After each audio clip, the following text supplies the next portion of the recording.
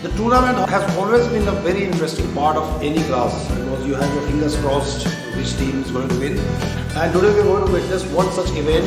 You can see that the teams are preparing right now. There are two teams, team 7 AM and team 3 PM. So they have given their representatives, their Spock will be representing their team. And we have two experts assigned to each of the teams. And there will be like total 5 rounds, and let's see who wins this tournament. Let's go on.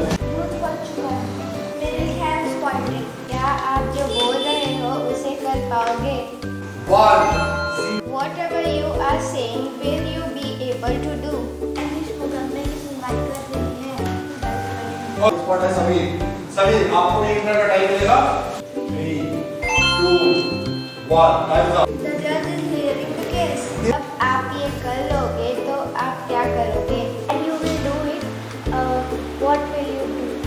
When you will done this, then what will you do? You also wrong.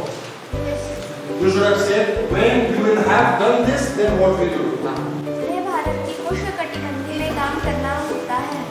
3, 2, 1. They have to work in tropical heat of India.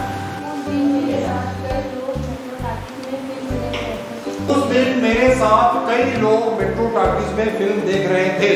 Many people were watching the movie with me that day in Metro Talkies. Traffic rule का पालन करना चाहिए। We should follow traffic rules. Audience poll is going on.